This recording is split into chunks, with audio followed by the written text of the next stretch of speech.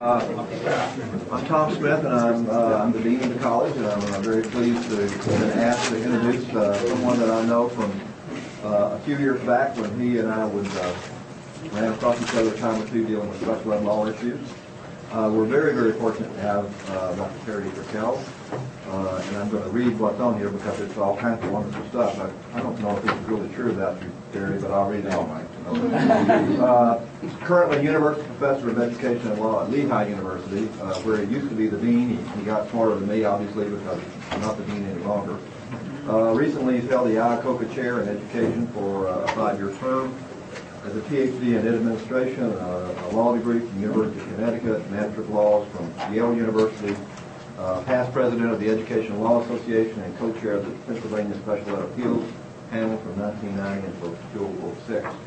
Written more than 1,100 publications on various aspects of school law, with an emphasis on legal issues in special education.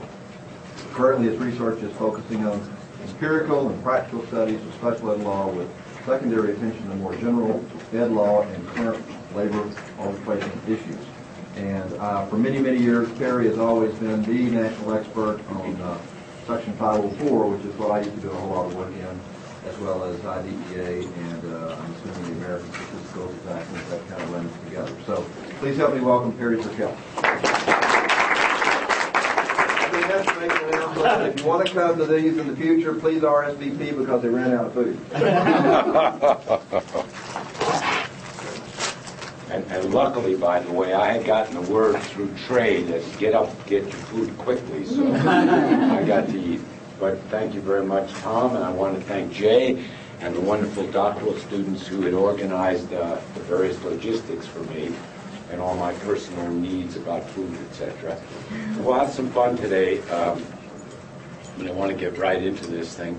This is a topic, by the way, that I had not previously spoken on, and it was a nice opportunity to take a thought that I had in my mind and actually try to organize it to make it digestible to you. The basic notion is, in the 35 years that I've been working in this fairly specialized field, I find that there's a distinct difference that people ought to be aware of between the law, L-A-W, pardon my accent, and my voice, by the way, is lower than usual because I was speaking yesterday all day and I'm getting old, but in any event, law versus lore. Law being Constitution, statutes, regulations, and court decisions. That's law. But lore is the beliefs that people have about that becomes prevailing practice.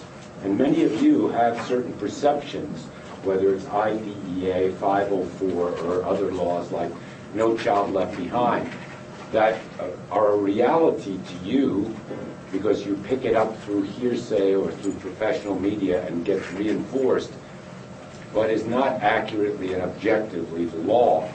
Yet it's still very important in our human behavior. And I'm not putting down lore, I'm just saying, as you hear something having to do with this area, try to separate it out to see, is that objectively speaking what the law is? For example, driving here from Little Rock, I might ask you, what is the speed limit, the posted speed limit? And that may be the law.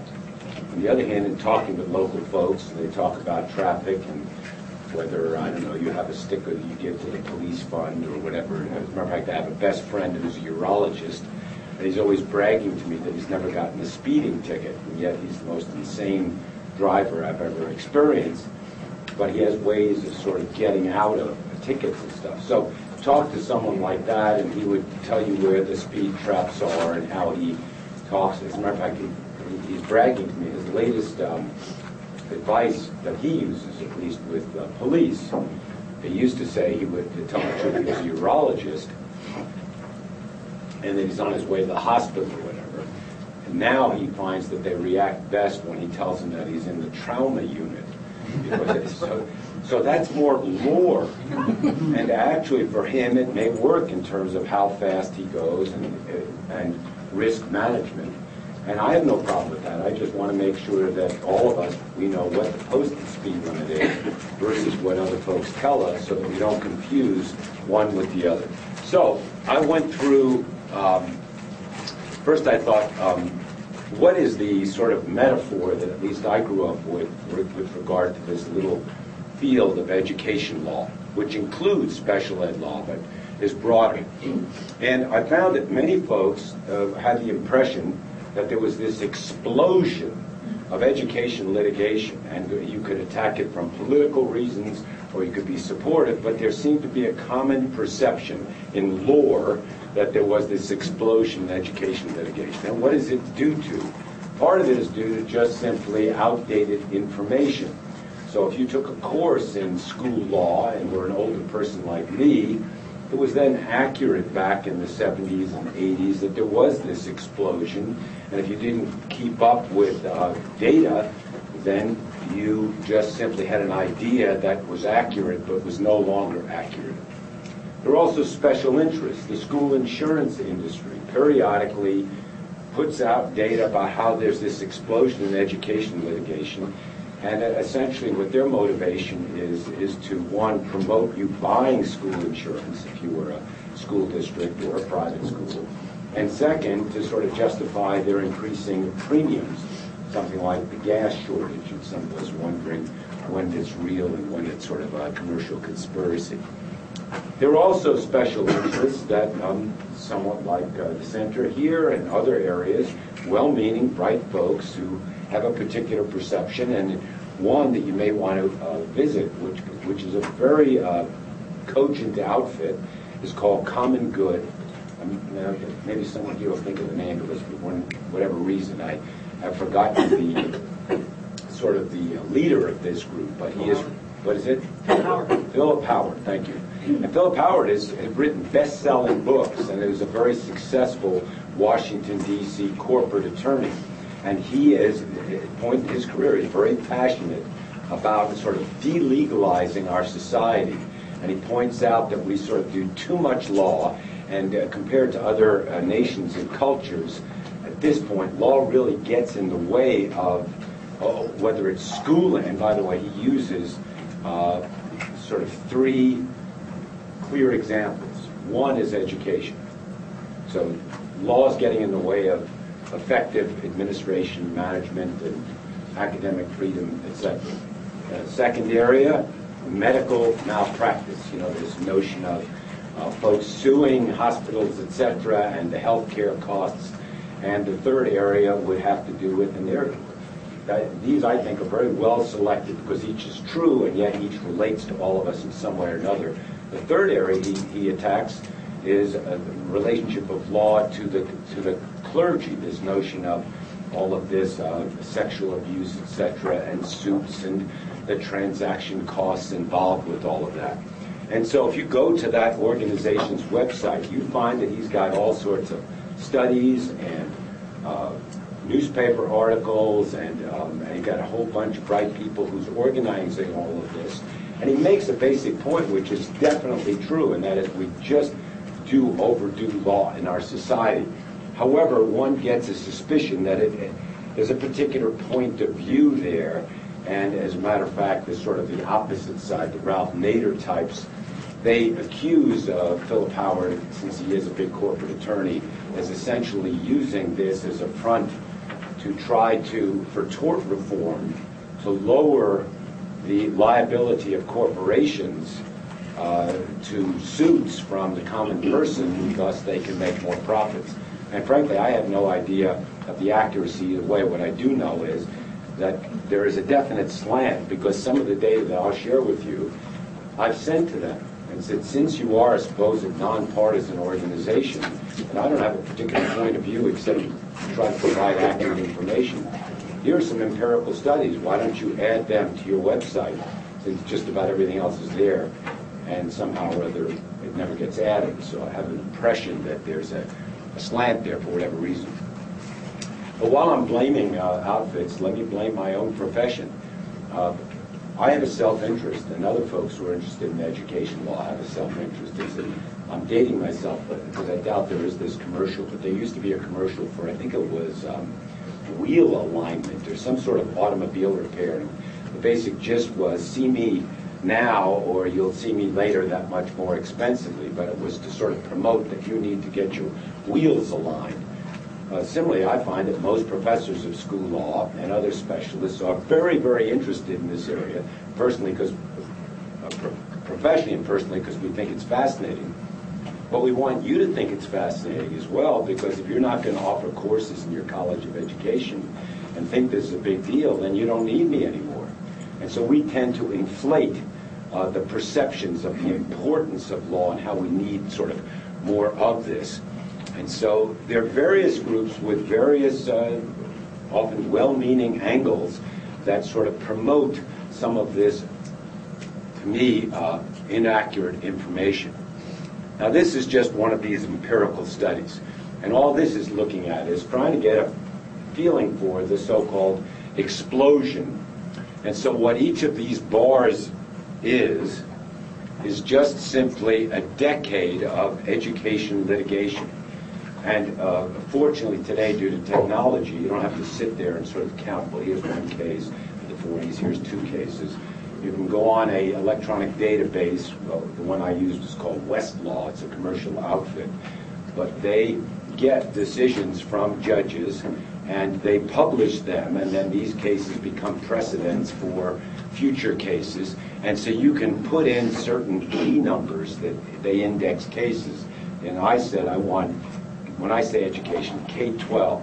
Higher ed, I've done a separate, but this is just, most folks are interested in elementary, secondary education. Private and public, where there's a court decision, the judge has actually issued a decision, submitted it to the publisher has put it on their database, but it is still just sort of the tip of an iceberg. There's a lot more litigation that is unpublished. But in general, we just look at this iceberg and we measure it.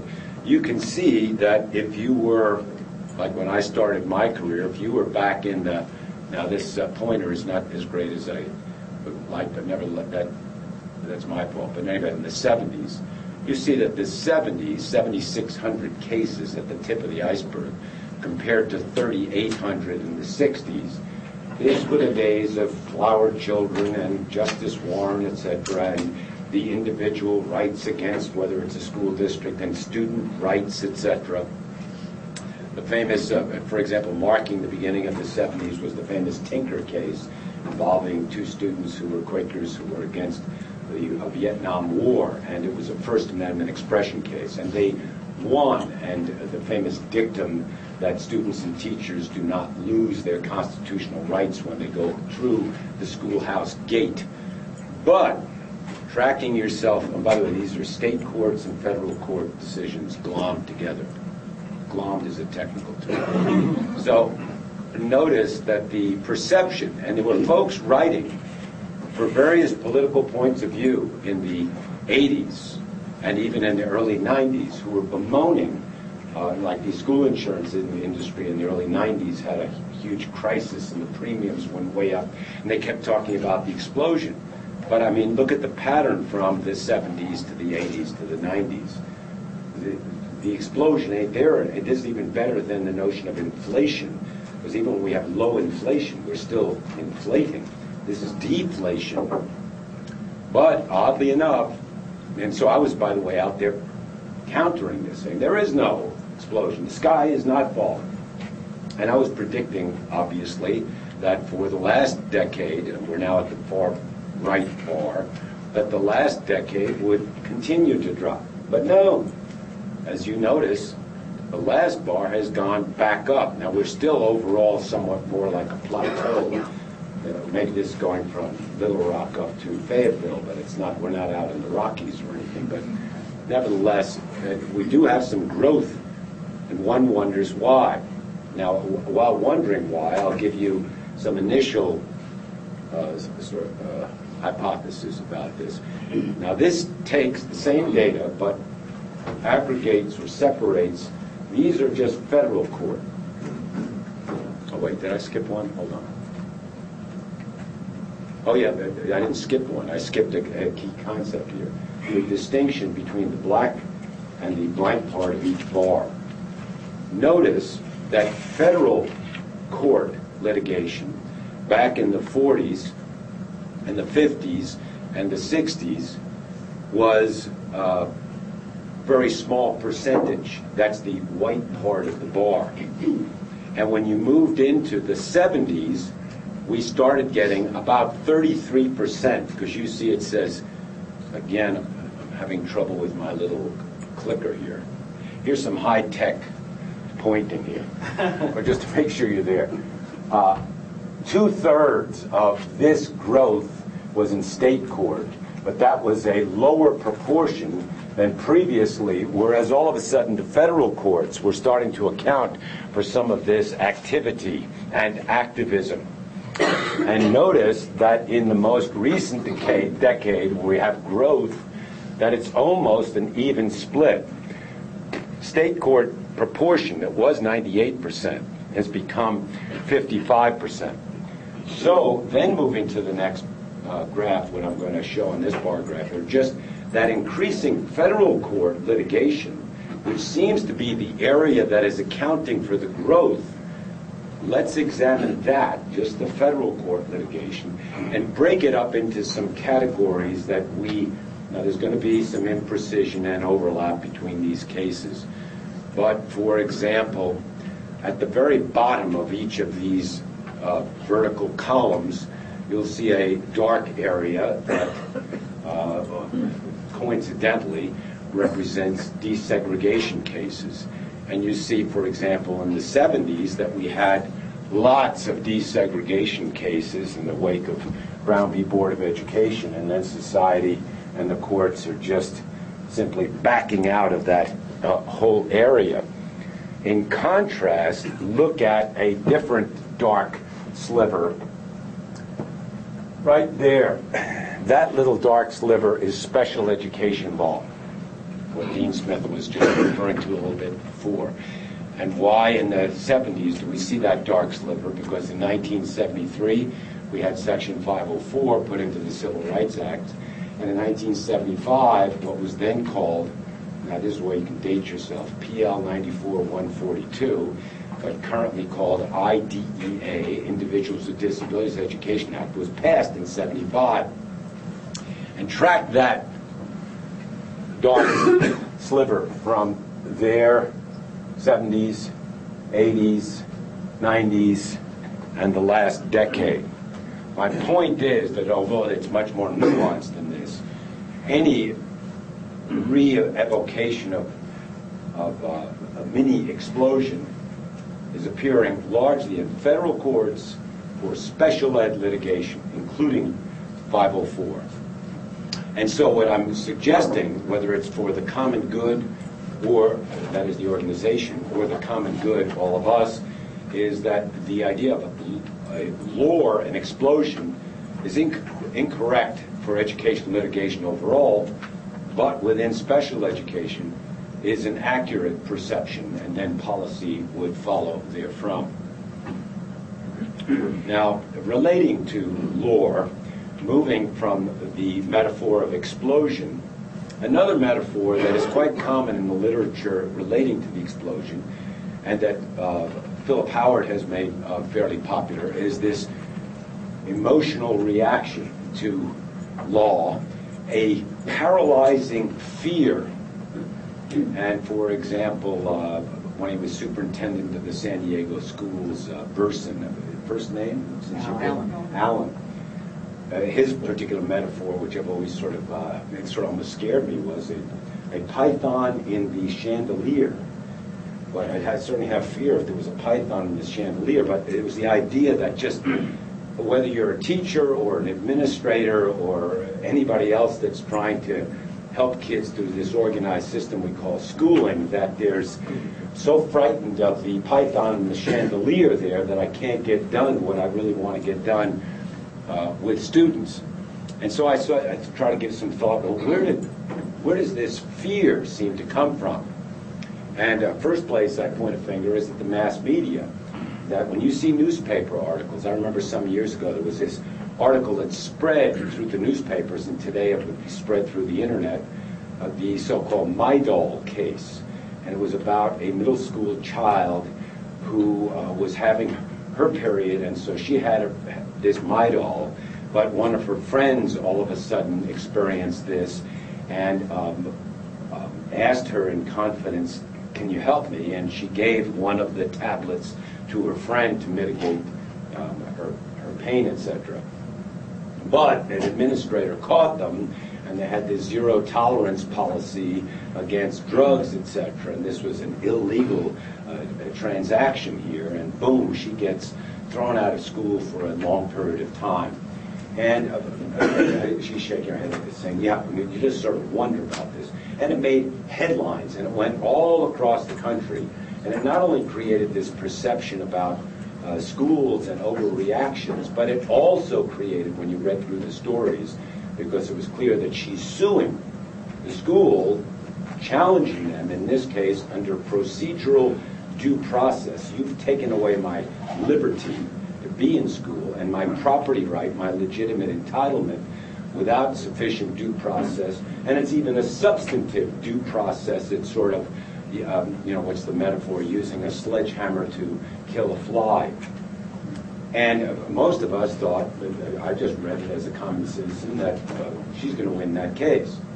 Then we go on to the next headline, a tsunami in Japan or whatever, and we just do these little bits at a time and we forget. But it leaves this impression that reinforces this notion that, my goodness, people are overdoing law, and then she's going to sue, and then they're going to get attorney's fees, etc.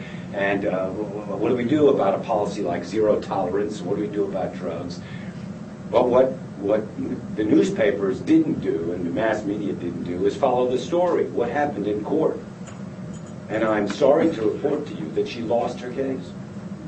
That the federal court deferred to the school administrators and say, and in my view, it's sort of a martial law mentality. We're fighting a war on drugs, and thus we have to defer and leave it up to leadership in school, and we should not be mini school boards, etc.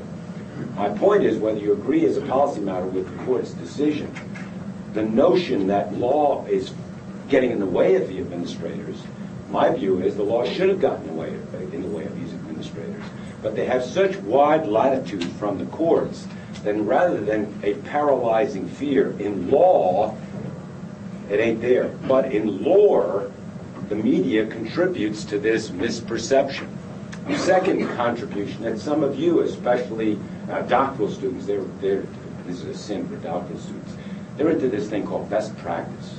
Evidence-based, research-based, let's do the best we can for kids. Terrible. No, but my point is that perception, that ethical perception, professionally doing the best, that's the greatest thing in the world. My only problem is that many folks, including special ed faculty, we were chatting about this, when I look at articles in the professional literature on special ed law written by special ed faculty, I find that they often give their professional views and norms, they lay that onto the law as if that's a legal requirement. One of the people that I respect him quite a bit, and he writes very well in special ed law. I'm sure Dean Smith knows Mitchell Yell.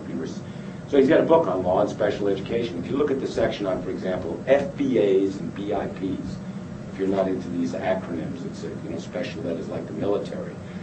But it's a sort of best practice approaches to help shape students' behavior appropriately. Functional behavioral assessments to see what's triggering this kid's misbehavior, and then a behavior intervention plan that is tailored to this kid.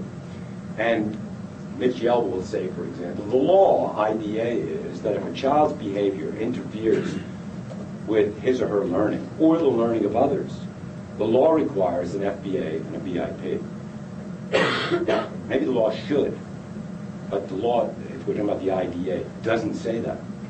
What the law says when you look at it is the IEP team must, I get ready for this verb, this is what my wife does with my opinion, must consider, okay? And then it doesn't say an FBA or BIP, it says strategies, including positive strategies and interventions to ameliorate or improve that child's behavior. One is a far cry from the other, but if I asked Mitch Yell why I did it, he'd say, because I think people should do it. And I say, I agree with you, and we should promote this as a matter of best practice. But we shouldn't scare them that law, and if you didn't do it for every little kid in your class, my goodness, if I've got to do that for every kid in my class, I don't think I'm going to go into special education. has these inadvertent consequences. My view is you write the book, you say this is best practice, what you should do. And you should feel guilty, etc. And we want you to do this. But it's not the speed limit. The speed limit is don't reduce yourself to law, but understand the distinction between the two. Finally, you have political figures, leaders in our society who want to get elected, etc. And so they'll give a spin to these issues depending upon whether it meets their agenda or not. Now what I've done is try to do some empirical things, and I've measured just two variables. Now just think about this. If you're going to measure variables, you don't have a lot of time for human beings, and you look at it from a sort of an anatomical or medical point of view, you're probably going to reduce yourself to height and weight as just sort of quick descriptors. And, in art, etc., form and function. Well, when I had to decide what are the variables that, at least initially, we want to look at for some empirical trends, it would be frequency, which we just looked at, how many court decisions, and then people want to know who's winning. And you looked at those guys, are these district favorable or parent favorable? And so I did a little study with one of my doctoral students who's now a superintendent up in the Boston area. And we did an outcome analysis. And what we did is took a systematic sample. Is Brian here? Who set me up? There he is. Brian would look at it. It wasn't randomized. It was random. And interesting here, by the way, it's much easier than human beings because you're taking a random sample of court decisions, so you don't have to go through any human subjects or anything of that sort. But we took a random sample of cases in the mid-'70s when there was this explosion, and then we took a random sample because this article was back in the early 2003, did his dissertation in the late 90s, in the mid-90s. So it's sort of a 20-year period, sort of a pre-post kind of notion, to see if the outcomes had shifted, because the perception that many people, we asked them, is the perception would be that the plaintiff, the person suing the student or the employee, won the majority of these cases, because that's why we're so fearful about law, that we're going to get sued by folks, and that majority had increased during the time period. And when you look at the data, what you find out is schools won the majority of the cases in the mid-'70s, even with the Warren Court at the top of everything. And depending upon the area, the student cases from the 70s to the 90s, the majority for districts significantly increased. For the other two groups, employees and just scattered other cases, it didn't shift significantly, but it stayed a majority, which doesn't fit the perception that many people have about this fearful python in the chandelier. But then we've done some studies. I had two other doctoral students, Irene Gavin and Anastasia D'Angelo, as a follow-up to Bill's study. We just looked at employee litigation and student litigation and broke that up into categories, and pretty much found the same pattern, that schools won the large majority, and if there was any shift at all, it was further toward the schools, giving them further latitude and deference, sort of like my friend the urologist continuing not to get tickets, even when he should get tickets. And finally, we looked at special education, and we found that a fairly exceptional area on frequency. We saw already that rising curve. But for outcomes, parents in special ed, despite what the media and others might say, don't do very well. And they win about a little more than a third of the cases. And any shift, again, has been away from rather than toward them. And we chatted briefly about, when I report this data, folks who don't like some of this information sometimes attack the messenger, but so be it. Another related metaphor outside of special ed. This is the sort of, there's I don't know if you're aware of this, and some of you probably have had it on, but there's an academic bad dream, an academic nightmare that many faculty and teachers and other folks who've gone through academia, especially doctorate, but even at the undergraduate level, it's this notion, and I've had this dream at times, that it's time for me to graduate undergraduate, but I've miscounted my credits, or I cut one class, or I've, and all of a sudden I'm not going to graduate, and I've invited my grandmother and everyone else to the graduation. That's sort of the academic bad dream and variations. But the teacher bad dream is that after I finally got my certification and finally found a position, and I love these kids, and I feel psychologically rewarded, and I've even been able to save some money to buy a house and buy a car, etc., but I still owe a lot of the mortgage, etc. I momentarily turned my back, and one kid poked another kid's eye out with a pencil. I used to think that was just, my mother telling me, don't put pencils behind your ear. But then I read these cases, and those kinds of things happen. And now I, the teacher, may be sued for negligence because I had a duty of safety and I didn't supervise this class properly, and there goes my house, there goes my car, there goes my family, my career, etc. And so you have this nightmare of tort liability, which again affects people in funny ways. Some folks say, I'm not going to go into teaching, or I'm not going to experiment and do anything very innovative, show you a big chemistry experiment, because if it goes wrong, and it just this terrible. So once again, I did a little study with, as a matter of fact, John Clark we don't have a law school, and we don't have a wonderful center like you do, so it must be sort of envious here, but John was an undergraduate at LeHigh, wanted to go to law school, and he said, gee, I'm fascinated with this whole area, and I think it'd be great when I apply to law school to have my own publication as an undergraduate before I apply to law. I said, okay, John, I've always wanted to take a systematic look at where a student gets hurt, whether it's a field trip or in a classroom, where the student gets hurt and the family is so angry, etc., sues the school district and the teacher under negligence for tort liability. Let's look at the frequency of these cases, and let's look at the outcomes of these cases. Most people thought that the frequency would be going way up. We found it to be relatively level with a slight dip. And as far as the outcomes, districts cleaned up. They've just won 75, 80% of these cases, and we could not find one case where a teacher was held liable. And by the way, can I just ask you just sure. quick, Good. How did you handle cases that were settled out of court? That's it. Remember, I did this iceberg metaphor. You always have this problem that we're looking, and my latest article, as a matter of fact, that I'm carrying around that I've got to fix up is, no one's actually done this area. We found a sample of cases in special ed litigation, and then we looked below the iceberg at cases that are unreported normally, but we can now get through a PACER government, we can get data on cases at the lower level that are either decided but weren't reported or settled. And I'm trying to see, is there a correlation? Because implicit in his question is the notion that there's a skew at the top of the iceberg because a lot of the cases are settled. But my own simplistic answer is, and so far we found a high correlation, is yes, there are cases that are settled that were good cases for the parents. Conversely, balancing out, there are a lot of misadvised parents who bring cases which are either withdrawn, dropped, or settled for a dollar, and thus you're left with, in my view, cases that are not extremely one way or the other that end up going up for a court, and what should be fairly close then, about a 50-50, is highly favored toward districts. Further answering your question, Pete Mayer and Kelly Price, Pete was an undergraduate but is now in law school. Kelly is a special ed teacher at LeHigh. We did a systematic survey of state laws on governmental immunity and official immunity. And if I'd done my homework, I should have looked up, because we have this in each of the 50 states, a little chart. I should have looked up Arkansas.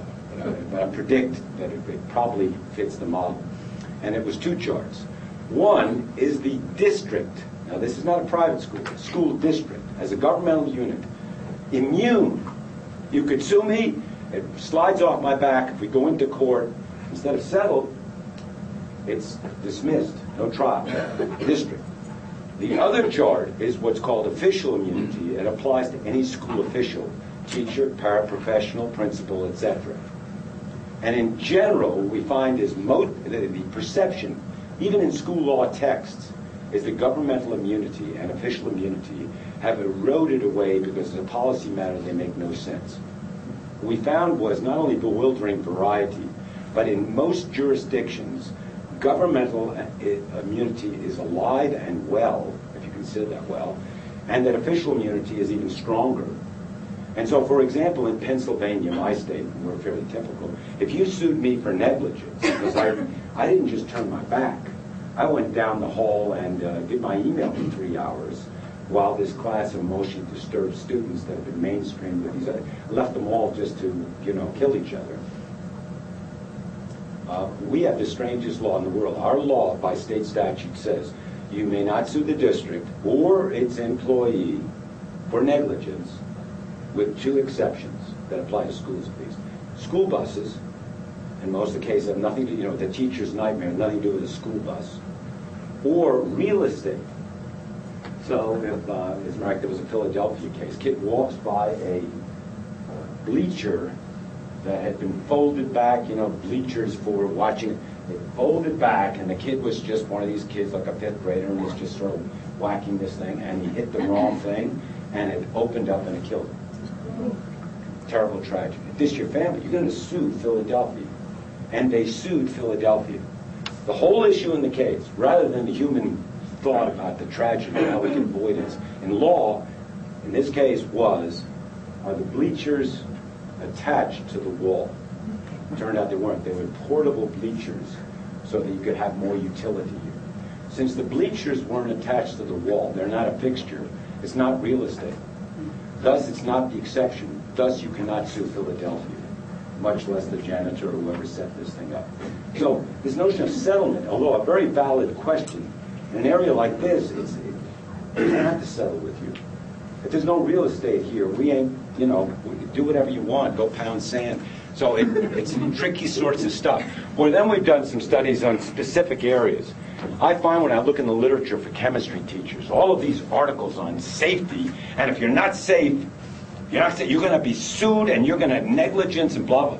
So I took a very thorough sample of chemistry experiment cases. And I found, number one, I had a struggle to go all over. I found like 15 cases since 1970. 15 out of 7,000 cases. So number one, except for settlements, very little of these cases actually are out there. And none of them came out in favor of the plaintiff. Yet the newspaper articles and the professional literature, and I found some professional literature on some of these cases. For example, they reported this one case, and they said it's a $150,000 money damage award to this. They made this big fuss, and it was a case, let's say, for 8 years before. But whoever had done it, not having any legal expertise, had not, what we used to call, shepherdized the case, followed the case to see what happened. It went on appeal and was totally reversed on governmental immunity. So this perception about the 150,000 was, again, just fueling a misperception. Or another tragedy that unfortunately occurs in our society, kids who kill themselves relating to school. I was just reading one about a special ed student, and he just felt so unsuccessful in school and so ostracized by other kids, etc. And it turned out that one of the aides who had no training in counseling tried to sort of help him, but he got her so depressed that she suggested one way out might be to take one's life. I mean, this kind of thing is obviously terribly negative. You see it reported, etc. And you have schools all with policies about student suicide and bullying. But we looked at the cases. Well, first, you did professional literature, did a lit review. Found very few articles that actually bothered to analyze cases. And when they did, either out of ignorance or out of a slant, they had a skewed sample of the cases. But when we just looked at it objectively, because we don't have a particular point of view, just want to get systematic information, we found that if it was only one case that made national news involving a guidance counselor in Maryland, where the suit even survived the dismissal stage for a trial, had reported, it's called the ISIL case, reported in the professional literature and in the media. But again, it was an appellate case. Supreme Court of Maryland said a counselor could be liable if she's negligent. No one tracked it back to the actual trial, where the trial judge, deferring to the counselor and worrying that folks aren't going to go into counseling, etc., said, you know, I don't believe all the evidence that is on the other side. I do believe your testimony, and you are not liable. And so you just, again, I'm not promoting. Don't walk by and say, gee, I went to see this Zirkel, and he said, I don't know, I should promote suicide or something like that. No. Do what you think professionally and in your center, whatever your views on reform and best, do it. Just don't confuse it with the law. It's what we should do, or change the law to fit your policy perspective, but don't, either out of ignorance or misinformation, get these things wrong. Here's another quick, I started as a high school teacher in New York City, and I could just see some kid that I meet down the hall, and can't touch me. It's a free country. I can say whatever I want. Might have even listened to me a little bit about law and stuff, First Amendment. Well, I did a little. Remember, I mentioned Tinker, that case about the armband. I followed Tinker to see how the lower courts since 1969 have applied this substantial disruption standard. And what I found is that I used the metaphor of a rocket. This rocket's flight that looked like it was going to go out and promote student rights just simply had a deflected flight pattern and has pretty much gone down the tubes. For example, the Supreme Court not too long ago, if you remember the case involving, Brian's here again, here's your latest trivia. I was asking Trivial Pursuit questions last night. I got everyone correct except, let's see if someone here knows about that. ER, the TV show. Anna knows this one. And Anna, what was the name of the doctor, the male doctor? Dr. Carter. By the way, she said Carter. I had to translate her. But the question is this: who is Dr. Carter's, and I think was also a doctor, female companion off in Africa, etc.? What's the name of this actress who's now become famous? Brian didn't know that. Tandy Newton. Wow, this guy's very good. And again, the name was Tandy Newton. Yeah. So now how did I get into this thing? I had my own little Trivial Pursuit thing. Freedom of expression case. I know it's freedom of expression, but I'm still not quite there. Going down. Yes, thank you. He answers. This is like Jeopardy. He gave me the answer so I could ask you the question. The question was, what did the banner say in this case out of Alaska, which was the latest First Amendment Supreme Court student expression case? And it said, "Bomb hits for Jesus." Okay? And one wonders, what motivated the student and what he meant by this message, but it got the principal all upset in any event. When she doesn't understand something, take that down until I figure it out. I'm sure it must be bad. And she suspended him. And by the way, I followed him because I did a little study with what happened to the plaintiffs, what happened to the Tinkers, what happened to this guy. And we tracked him back. He's teaching English in China right now. Another one, Frazier, the Frazier case. He's the head of a debate society at Stanford, which fits with First Amendment expression. But in any event, the bomb hits for Jesus case, what it boiled down to in law, just showing the deflected flight of Tinker, is if the student expression concerns illegal drugs, and the key word here was bomb, it, like obscenity, is not covered by the First Amendment. Okay? So one of the things that kids love to express to get some attention, etc., that is not covered. That is so different in its viewpoint than Tinker, that when kids say it's a free country, I can say whatever I want. Maybe, ethically, philosophically, that's correct. But legally, if you're talking about First Amendment expression, you're way off base in terms of the outcome systematically of these cases. Second one, you have a perception, both students and teachers. Teachers, don't touch a kid. Don't. Way to go, Dean Smith. Don't do that. Sexual molestation, etc., despite all notions of positive reinforcement or rapport. Or, for example, the one that I found in Common Good that they were really promoting is, if there's a fight between two students, a teacher feels so paralyzed of fear and stuff like that, that she or he does not break up the fight, and there's this student violence, and folks can get hurt. If we didn't have law, we wouldn't have to worry about this whole thing. So, obsessive me, I get together with another one of my graduate students, and we say, let's go look at all the cases we can find on student fights where one of the kids gets hurt and the family sues the teacher. And we found, first of all, that we hadn't even thought it through, it's a two-way street as far as law.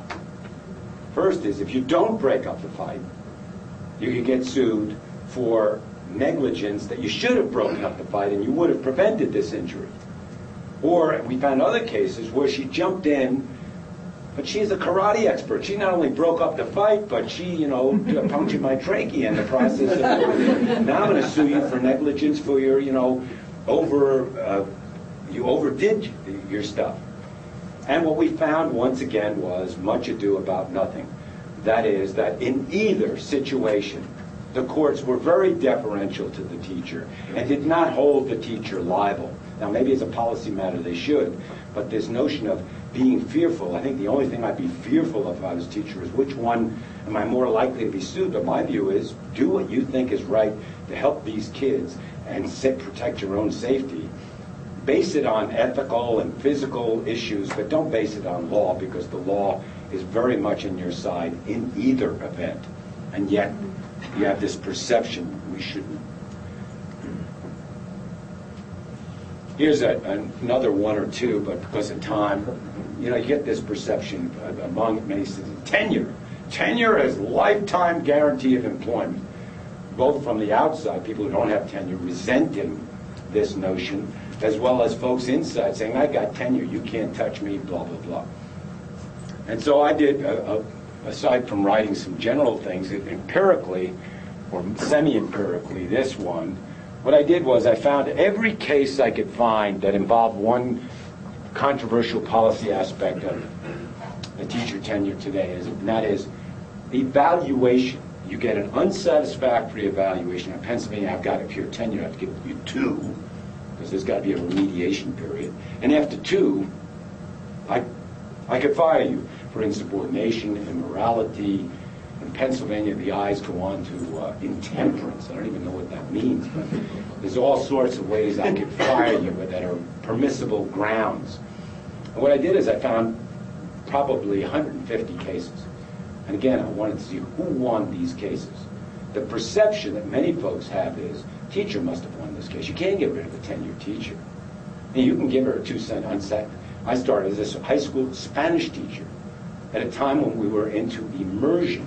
You had to speak Spanish all the time. And it's not my native language, and I really wasn't that fluent. And the principal came in to do an evaluation. He's sitting there like James with arms akimbo, and I was just totally freaked out here. And I'm trying to say everything in Spanish and get everything correct. And at the end, he gives me my evaluation. And some of it had to do with the bulletin boards. What does that do with teaching or something, that they weren't artful enough or something? But my point is, what the heck is he evaluating me? Does he? Oh, and he said, I didn't understand most of what you said. This was a negative. You should translate these things into English for the students. And I'm saying, no, at the time, best practice was an immersion approach. I was doing and he sort of gave me a semi-unsatisfactory rating. So you think if I'm going to sue him, I'm going to get him on the stand. I'm going to say, do you understand what best practice did? You say you didn't understand me actually reinforces what I'm supposed to be doing. I'm going to win that case hands down.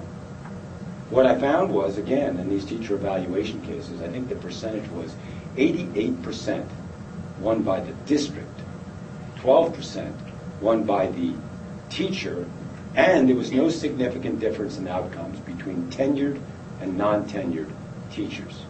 And in my view, what happens is administrators use this as an excuse to not do their jobs, is at least one simplistic take.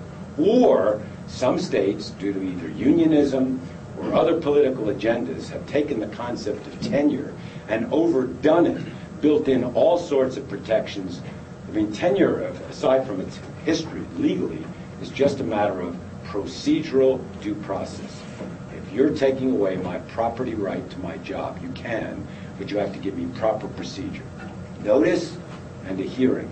Once you've done that, the actual grounds for tenure, the deference doctrine, traditionally, and it's still there quite strong, is in favor of the management, the administration, like an administrative agency. Or I did another study about the chief executive officer, forget the teacher.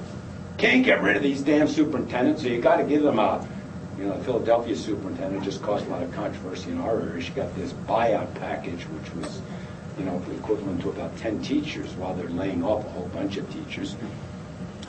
And so an ex-superintendent who's now become a professor of school law after getting her law degree, Betty Cox and I, we went out and did a thorough, systematic sample of every court decision involving any adverse action against a superintendent.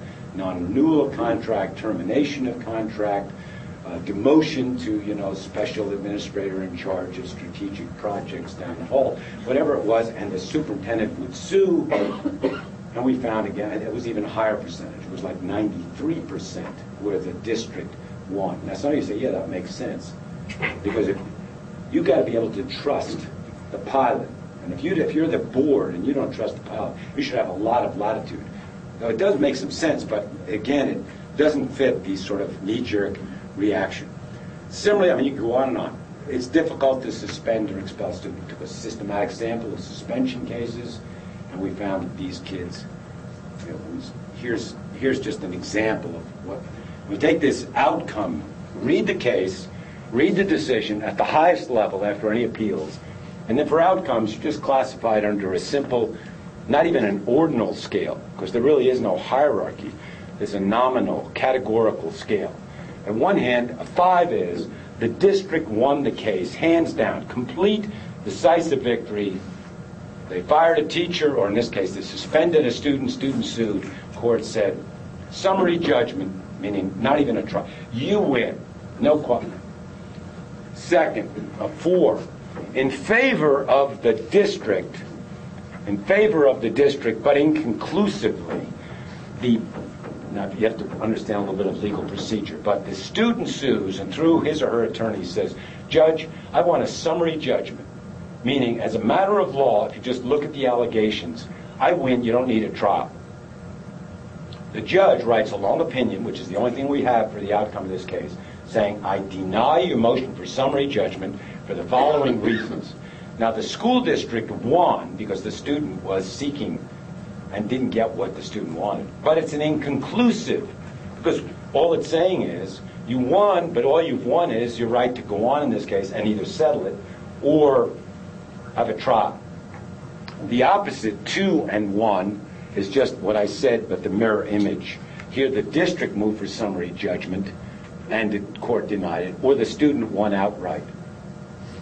And if you look at it, you see lots of dark. That where you see the dark part, that's the outright victory in these student suspension cases. So it's like, what is it, 75%, 83%, 72%, back to 80-something percent. Here's these white areas. These are the student victories. Now, this is contrary to what most of the lore is. Now, again, as a policy issue, that's something separate. I'm just saying, look at the data, then make your judgments and recommendations for policy. Here is the same issue, student suspension, but the student is not, and this fits my notion of teacher tenure. I said some states have overdone it. Some states, my state, you have to take Goss, which says if you suspend a student for 10 days, by the way, this is the origin of the 10-day rule in special ed, comes out of this constitutional case, which brought its 10-day rule from an Ohio statute. But in any event, my main point here is students did better when they sued under state law in those states which had overdone due process. So in my state, this notion of Goss, which applied to 10 days, we do in my state for any kind of suspension, including an hour in-school suspension. If I want to give you what used to be called detention, I got to give you notice and an informal hearing. And when we get to 10 days, I've got to not just have an interaction with you, I have to invite your parents in, etc. Now, maybe it's a good matter of good policy, but my main point is it's not the courts in their interpretation of the Constitution.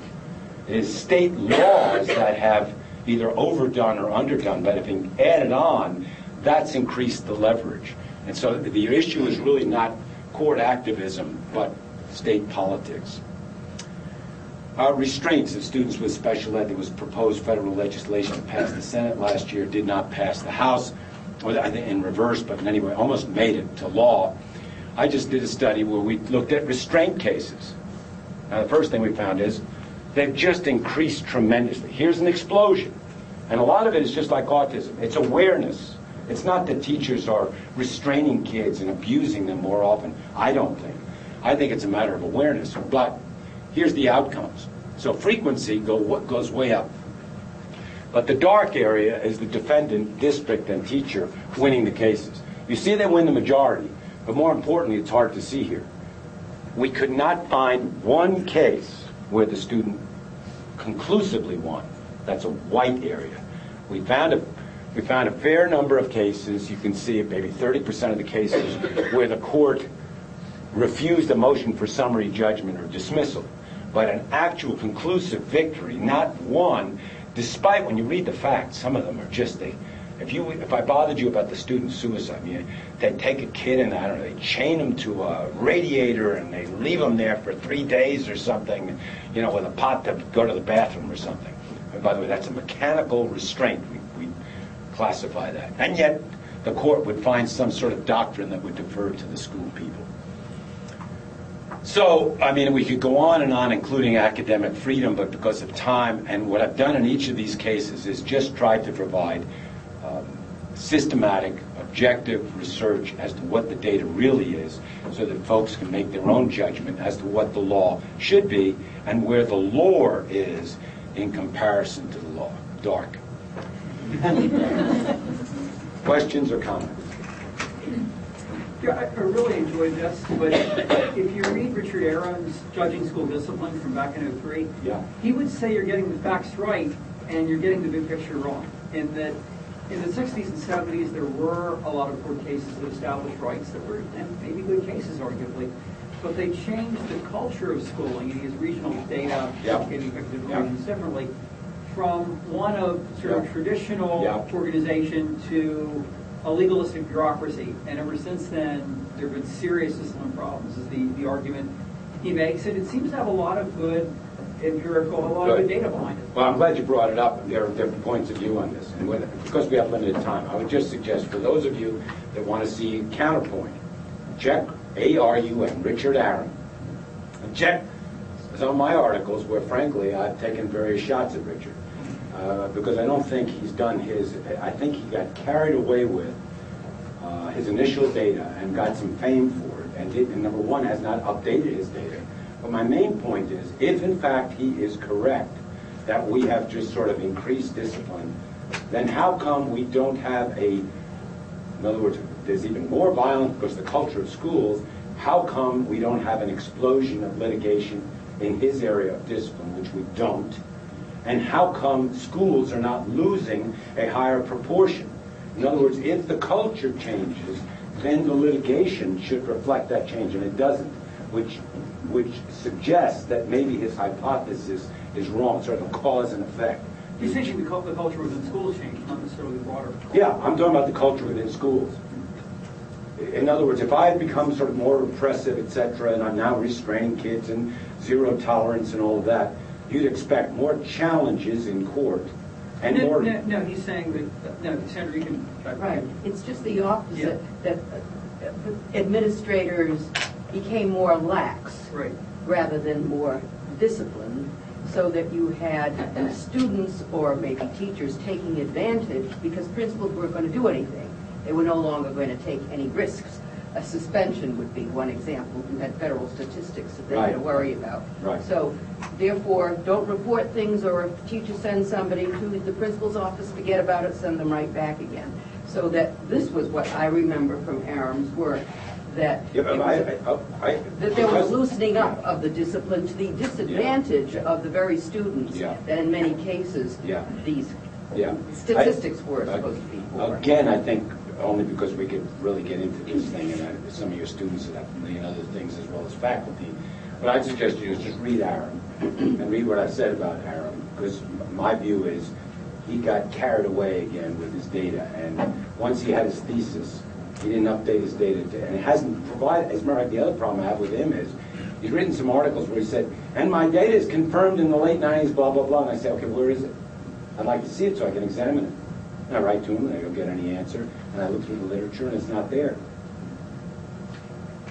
So, Mary, I've cited your work as evidence that, at least in the area of special education, that the law is actually insufficient for ensuring appropriate education for disabled students, that people are granted rights by the law, but there's a difference between having rights and actually obtaining the desired outcomes, because there's this huge deference on the part of courts to administration. And by the way, huge transaction costs. Right. By that I mean, funding, time, resources going into my little field rather than in helping this kid. Right. So given all that rather than the lore that disabled students are excessively entitled to protection, they're actually remarkably vulnerable to school systems that are unwilling to provide them with appropriate services, because it's very hard for families to seek redress. Right. So I've proposed and advocated in various pieces for special education vouchers as a more efficient mechanism for ensuring access to appropriate care. Now, have I correctly interpreted your work? Are there legal problems that you see with special education vouchers that would make that an undesirable? Yeah, I'll make a quick answer again just because of time. And those of you who believe, go without the worst disability of all, guilt. But my quick answer, and we chatted a little bit last night with some of your doctoral fellows about this, is, in my view, it makes some sense to have so-called special ed vouchers, or in some states it's even within that, autism vouchers. Makes some sense because, one, it reduces the transaction cost that I'm complaining about. Because one of the things a parent has to do is waive. When I pull my kid out, I cannot be challenging you in due process because I got my own thing. So one is it reduces transaction costs, and two, it does enable the parent through the market mechanism to seek other options to help their kid. But the two problems I have with it are, one is just a practical problem that in some states and some regions of some states, you give me this voucher, I got no place to really use it, at least the amount of resources. And in tight economic times, you gave it to autism, how about giving it to emotional disturbance, etc.? No. But the other problem I have is I find law to be a very gross mechanism to solve some of these problems, that you have to then legislate the rules for the voucher. And then you get all these abuses and loopholes, and you start closing them, and the next thing you know, you're back into my world again. And I only wish that we could solve this thing with policies that were more based on professional norms and things like trust. Trust is the opposite of, if I really trusted you, whether I'm a parent of a child with a disability, and you really trusted me, and we worked together to solve this problem, that would be, to me, 10 times better than coming up with 200 pages of federal regulations or a state law vouchers that ends up being that long, and then a whole enforcement and education mechanism. So I think you've read my data correctly, and I think it can be argued to support your view, but somewhat like Aram, once I looked at it, I still might take issue with it.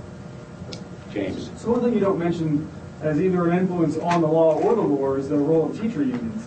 So when I first started teaching, a couple teachers unions come to my door and say, hey, you might need to join because we're pretty sure you're going to get sued. They don't say it like that, but there's a good chance you're going to get sued, and we provide you with $1 million of liability insurance, and it's very important that you get this. And good. So they perpetuate. You hear that? It's this benefit. If you really look at my data, why are they giving you this? Because the premium on that is nothing, because there's hardly. So I'm giving you something you really don't need. So unions have contributed definitely, as well as unions have contributed to sort of building in these over protections. But of course, if you look at the history of unions, not just from a personal perspective, because my mom was a public school teacher in New York City, and my uncles were. Originally, the union was a real sort of revolutionary at its roots in sort of socialism or communism, as far as at least the New York and was it established a meritocracy that gave them the opportunity. But the problem is, like typical with the pendulum then swung way over to the other side. But yes, unions have definitely contributed. Maybe I should add them in my arrows sources. I did mention them briefly, but not in this. So I was thinking that if they come back and say, well, the reason that the teachers are always winning these, or that the schools are winning these cases, or the students are winning it, is because the unions are defending them, then, well, you have different types of cases where the teachers are suing the schools and the teachers are losing, and so I think you can probably answer that. You could, but by the way, if we really got legalistic about this, watch this now, because it complicates things as usual. In law, in labor law, there's something called a duty of fair representation. Now remember the conversation. James, join the union, okay? And one of the reasons, blah, blah, blah. Turns out if you do, the administration comes down on you and you want to file a grievance and you want the union to protect you. The law requires the union to protect you whether you're a member or you're not a member. And if they don't, let's say you get your job back, the union has to pay your back pay and your legal costs. So there's not only misinformation about the benefits of unions, but also the duties of unions under law. Harry, when you were talking about the teacher dismissal cases and the fact that tenure doesn't seem to be much of a protection, it seems to me that the iceberg is really important there, because it's not only the actual cases that are resolved, or the ones that are settled out of court, but there's the whole idea of transaction costs, and principals will generally think, is it really worth it to bring this case? And so there may be this sort of selection bias where only the cases that are the most egregious incompetence on the part of the teacher are even attempted. I think that's a very good point. My only problem is when I read the cases, they're not that I find out, I find, in other words, you'd think that the egregious cases would be settled. And I'll read this case that I think the teacher should win. And the court still says, well, I should defer, and I don't know, and I don't have the expertise, and they said that he never did lesson plans, he never did this, he never did this, but blah, blah, blah, blah. And so I agree with you that there is, plus, by the way, remember, my view of the principle is, I understand you have a million other things to do. Maybe you don't want to take issue with this teacher or the union or their attorney or whatever else it is. But at least base it on data. My problem is that when I ask them, one of the factors they're going to consider is what are the odds of winning or losing? They think that the odds of winning are very, very low. Or at least they tell everybody else. And for that little aspect, now there's only one issue.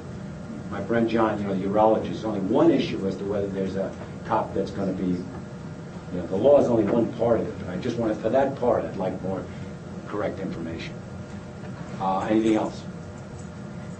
Well, again, then, I want to thank, start at the top, James, as well as Jay, as well as Dean Smith, and the rest of you for joining me on a Friday at LeHigh, Friday afternoon, even with free food. I think we have about 5 people, so it's wonderful. Thank you for coming. Well, thank you.